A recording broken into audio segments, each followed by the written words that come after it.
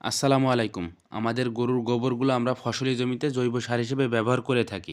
এই গোবরগুলো জৈব সার হিসেবে ব্যবহার করার আগ দিয়ে দীর্ঘ একটা প্রসেস আছে। এই প্রসেসটা হচ্ছে এই গোবরগুলো টানা ১ বছর আমরা একটা জায়গায় স্তূপ আকারে রাখি। এরপরে শুষ্ক মৌসুমে বা শীতের সময় আমরা এই গোবরগুলো আমাদের যে ফসলি জমিগুলো আছে এই জমিগুলোতে আমরা একটা নির্দিষ্ট পরিমাণে ব্যবহার করে থাকি।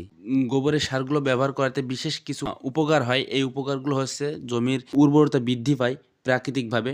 আর রাসায়নিক সারের পরিমাণটা খুবই কম লাগে। তো এইজন্য মূলত আমি এবং আমার আব্বা আমরা এই কাজটা করছিলাম। আমরা এই গোবরের সারটা মাঠে দেওয়ার মতন সময় বা সুযোগ হয় না। কারণ আমাদের মাঠে যখন অন্য আরেকটা সিজনে ওই সময়টা আমাদের মাঠে প্রচুর পরিমাণে বৃষ্টি হয়, প্লাস ওই সিজনে মাঠের জমি নরম থাকে। এইজন্য মূলত এই জৈব সারগুলো ওখানে জমিতে নিয়ে যাওয়া যায় না। তো মূলত শুধুমাত্র এই শীতের সময়তে আমরা এই সারগুলো জমিতে দিই। আর এই সারগুলো আমরা আমাদের ধানি জমিতে এখন দিব। কারণ আমাদের যে ভুট্টা জমিতে আছে এইগুলো আমরা ভুট্টা লাগানোর আগ মুহূর্তে দিয়ে থাকি। আর ভুট্টা কাটার পরেও আমরা একবার দিয়ে থাকি। মানে ভুট্টা জমিগুলোতে ২ বার সুযোগ থাকে। কিন্তু ধানের জমিতে একবারই সুযোগ থাকে। তো ভুট্টার জমিতে আমরা যখন ভুট্টা কাটি কিংবা ভুট্টা লাগানোর আগ মুহূর্তে সারগুলো দেওয়ার সময় বা সুযোগ পাইলে দিয়ে থাকি। তো যাই হোক, আমরা আমাদের সর্বোচ্চ চেষ্টা করে থাকি আমাদের জমিগুলোতে গোবরের সারগুলো ব্যবহার করার। কারণ গোবরের সার ব্যবহার করার উপকারিতা যারা গোবর সার ব্যবহার করেছেন জমিতে, তারা শুধুমাত্র বুঝবেন। এর বিশেষ উপকারিতা আছে। সবসময় চেষ্টা করবেন জমিতে গোবরের সারটা ব্যবহার করার।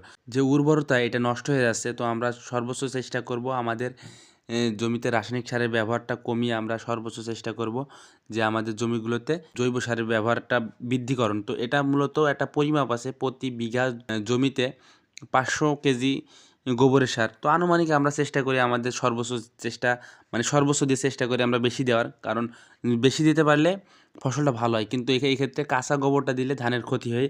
আমরা কাঁচা গোবরটা না দিয়ে আমরা শুধুমাত্র শুকনো গোবর বা মানে পুরাতন গোবরটা দিয়ে থাকি। আমরা যে কাজগুলো করে থাকি এগুলো ইনশাআল্লাহ দেখতে পারবেন। প্রতিনিয়ত আপডেট বা ভিডিও আসবে ইনশাআল্লাহ। আর আমরা যে কাজগুলো শ্রমিকদের করে থাকি, তো এইগুলো হয়তো দেখতে পারবেন না ওইভাবে। কারণ আমরা যে শ্রমিকগুলো আমাদের জমিতে বা আমাদের কাজে ব্যবহার করে থাকি, তারা এই ভিডিওগুলো পছন্দ করে না। মানে ভিডিওগুলো করলে আর কি লজ্জাবোধ করে। তো এইজন্য তাদের ভিডিও আমি করি না আরকি। তো যাই হোক, আজকের ভিডিওটা এ পর্যন্তই। আপনারা আমাদের জন্য দোয়া করবেন। আসসালামু আলাইকুম।